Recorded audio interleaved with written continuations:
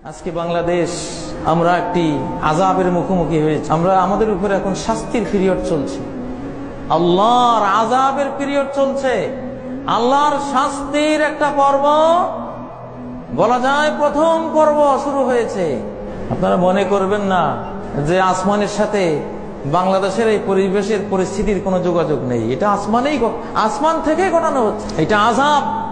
নবীজি চাচা আব্বাস বলতেন, আল্লাহি মা নাযালা বালাউন ইল্লা বিযামবিন, আল্লাহর কসম কোন বালা কোন আযাব গুনাহ ছাড়া নাজিল হয় না।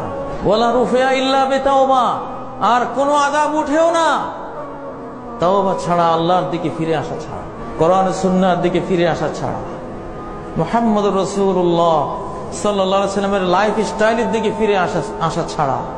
আযাবের দলিল কোরআনের 6 নম্বর সূরা আল আনআমের 65 নম্বর আয়াত, কুল হুয়াল কাদিরু আলা আন ইয়াবআথা আলাইকুম আযাবাম মিন ফাওকিকুম, বলো আল্লাহ ক্ষমতা রাখেন আকাশ থেকে সরাসরি তোমাদের উপর কোনো শাস্তি নাজিল করতে। মুহাম্মদ বলো, তোমার উম্মত যখন পাপ করবে আমি কি সেটা ব্যবস্থা নেব?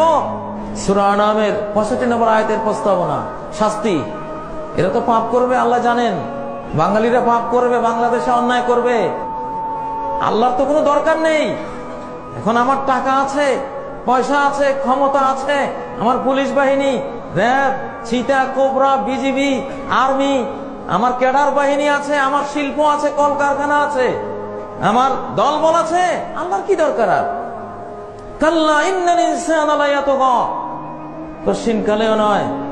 মানুষ কেন তগী হয়, তগুত হয়, আল্লাহদ্রোহী হয়, কেন অহংকারী হয়, কেন নমরুদ ফেরাউন হয়, কেন আবু জাহল উতবা সাইবা হয়, কেন মানুষ হিটলার হয়? মানুষ অহংকার করে। মানুষ কেন অহংকার করে? এর কারণটি আল্লাহ বলছেন, আল্লাহু ইস্তাগনা, মানুষ নিজেকে দেখে, ভুল দেখা দেখে, ইস্তাগনা, আমি তো এখন অভাব মুক্ত, কোনো মালিকের দরকার নেই, কোনো রব্বুল আলামিনের প্রয়োজন নেই।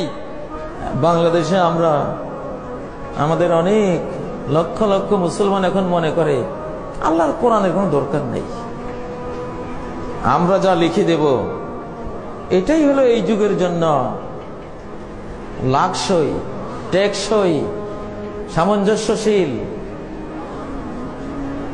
কোরআনের আর দরকার নেই। কোরআনের পক্ষে, কোরআনের কথা, কোরআনের আইন হুকুমের কথা যে বলবে সেই দেশে নিষিদ্ধ, অযোগ্য। এই দেশে তার এইসব ময়দানে থাকার অধিকার নাই। মানুষ যখন এই ভুল দেখা দেখে যে আল্লাহর আর কোনো দরকার নেই আমার, তখন সে অহংকারী হয়ে যায়। ঠিক আছে, আল্লাহ যখন আমার যখন দরকারে নাই, আমার কথা বললে যখন তোমরা এই দেশের সে অযোগ্য বলে ঘোষণাই করো, তো চালাও দেশ, আমি কি করতে পারি আমি দেখাবো। একটা ভূমিকম্প আল্লাহ দিলেই চিৎকার করা শুরু করবে, আল্লাহ বাঁচাও, আল্লাহ বাঁচাও। আল্লাহ দেখানি আল্লাহ শুরু করেছে। এখন মুহাম্মদ তুমি বলো, আমি যে দেখাবো ওদেরকে, সাদা শাস্তি যে দেব, ডাইরেক্ট মারবো কিনা বলো। আমার অ্যাটম বোমের অভাব নেই, নিউক্লিয়ার বম, হাইড্রোজেন বোমের কোনো অভাব নেই। মুহাম্মদ সাল্লাল্লাহু আলাইহি ওয়াসাল্লাম বললেন, আউযু বিওয়াজিক, আল্লাহ তোমার কাছে মাপ চাই, এটা মেরো না তুমি। আচ্ছা ঠিক আছে, মারবো না। তোমার অপরাধী উম্মতকে আমি ওখান থেকে অ্যাটম বোম মারবো না, কিন্তু শাস্তি তো পেতে হবে, যেহেতু তোমার উম্মত অপরাধ করবে।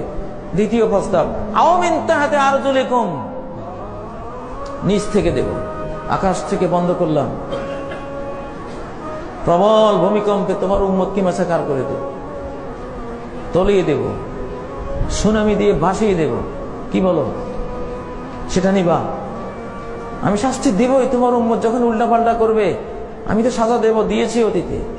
নবীজি বলেন, আউযু বিওয়াজিক, আল্লাহ পানা চাই। সহিহ বুখারী, সহিহ মুসলিমের হাদিস এটি, এটাও নিবা না? আচ্ছা, এবার 3 নম্বর প্রস্তাব, আও ইয়ালবিসাকুম শিয়া ওয়া ইউযিকু বা'দাকুম বা'সা বা'দ, তোমার উম্মত যখন ইসলামকে বাদ দিয়ে দেবে, নিজেরাই আইন তৈরি করবে, সে আইন নিজেরাই চলবে, তখন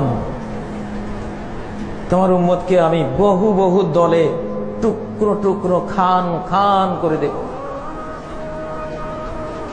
নাম হবে মুসলিম, এক জাতি, নবী এক, আল্লাহ এক, রাসূল এক, কিতাব এক, কিবলা এক, নামাজ এক, রোজা এক, সবই এক, কিন্তু বাস্তবে 73 টুকরায় খান খান করে দেব এবং এক দল দিয়ে আরেক দলকে মারাবো।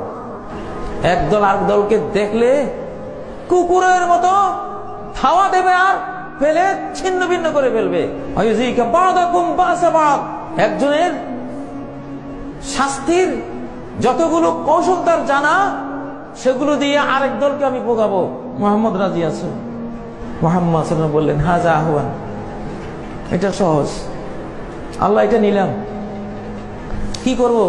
তিনটার একটা তো নেওয়াই লাগবে, এই 3 নম্বরটা নিলাম। এই 3 নম্বর মহাবিপদ সিগন্যাল সংকেত এখন চলছে বাংলাদেশের উপরে। এই 3 নম্বরের সাজা আপনারা ভোগ করছেন। নবী চেয়ে নিয়েছেন, আপনি উল্টা পাল্টা করবেন, আল্লাহ ওখানে চুপ করে থাকবেন, এটা হবে না। কোন বুদ্ধিজীবীর বুদ্ধি এখান থেকে বাঁচাতে পারবে না। কোন মন্ত্রী, কোন যন্ত্রীর কোন ফর্মুলা এখান থেকে বাঁচাতে পারবে না। কোন বিদেশি পররাষ্ট্রমন্ত্রীর মন্ত্রণা এখান থেকে রক্ষা হবে না। রাস্তা একটাই, সোজা হয়ে যাও, সিরাতে মুস্তাকিমে এসে যাও, তওবা করো, কান্নাকাটি করো, সেজদা গিয়ে আল্লাহর কাছে মাপ চাও, আল্লাহ আর কোন দল করবো না, খালি তোমার ইসলাম, আল্লাহ তোমার ইসলামে কি আছে ওইটা কম। তোমার ইসলাম ছাড়া দল, মত, পথ, বাদ, মতবাদ সব বাদ দিলাম।